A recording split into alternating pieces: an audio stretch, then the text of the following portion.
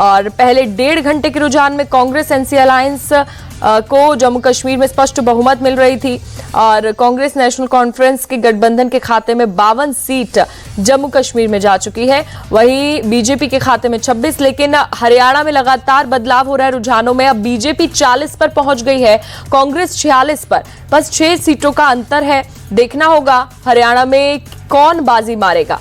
रुझान हम आपको बता रहे हैं, अभी ये सिर्फ रुझान है, 12 बजे तक पूरी पिक्चर क्लियर हो जाएगी कि आखिर कौन बाजी मारेगा। अगर कांग्रेस बाजी मारती है तो वहां से मुख्यमंत्री के चेहरा कौन होगा, ये सबसे बड़ा सवाल है। हरियाणा में बीजेपी से कैप्टन अभिमन्यु पीछे चल रहे हैं नारनौंद हरियाणा से, वहीं बीजेपी में सुनील सांगवान दादरी हरियाणा से फिलहाल आगे चल रहे हैं। रामकुमार गौतम सफीदो हरियाणा से आगे चल रहे हैं बीजेपी से। नायब सिंह सैनी लाडवा हरियाणा से आगे चल रहे हैं। वहीं अनिल विज अंबाला कैंट हरियाणा से बीजेपी के आगे चल रहे हैं।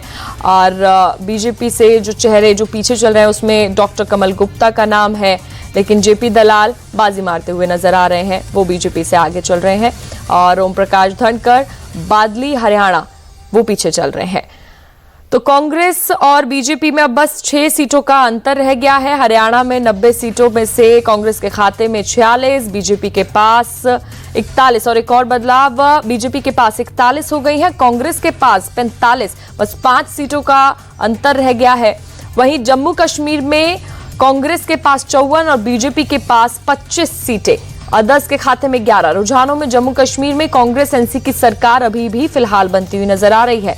हरियाणा में दूसरे राउंड की गिनती में कांटे की टक्कर चल रही है हरियाणा में, और रुझानों में बीजेपी और कांग्रेस में कुछ खास अंतर नहीं है। अब देखिए दोनों बराबर पर आ गई हैं रुझानों में। कांग्रेस के खाते में 43, वहीं बीजेपी भी 43 पर। देखना होगा कि कौन बाजी मारता है। और अदर्स के खाते में सिर्फ 4 सीटें।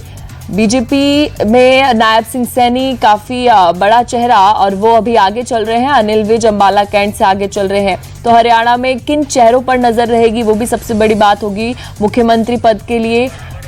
और अब हरियाणा में कांग्रेस और बीजेपी बराबर हो चुके हैं और अभी ये रुझान है, देखना होगा रिजल्ट क्या कहता है। कांग्रेस को 43, बीजेपी के खाते में भी 43 सीट जा चुकी है।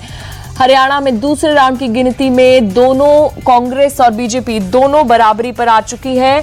बीजेपी से रामकुमार गौतम सफीदो हरियाणा से आगे चल रहे हैं और नायब सिंह सैनी लाडवा हरियाणा से आगे चल रहे हैं।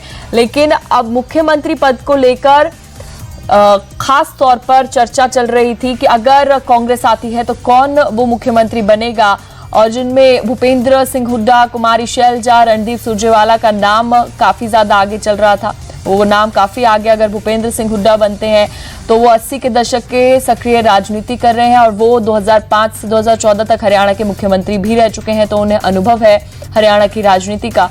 और अभी फिलहाल बीजेपी लेकिन आगे निकल चुकी है। बीजेपी 45 सीट से आगे चल रही है, कांग्रेस 41, अदर्स के खाते में 4। तो हरियाणा में 90 में से बीजेपी के पास 45 सीटें, कांग्रेस के पास 41। अब कांग्रेस पीछे निकल चुकी है और बीजेपी इस बार सत्ता में आती है तो तीसरी बार बीजेपी सत्ता में आएगी।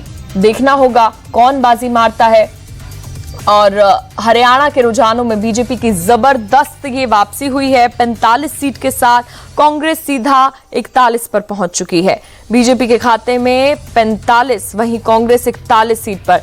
जम्मू कश्मीर में भी बदलाव हुआ है। रुझान में 90 सीट थी, कांग्रेस के पास अब सिर्फ 54 नजर आ रही है, बीजेपी के पास 25 और अदर्स के खाते में 11।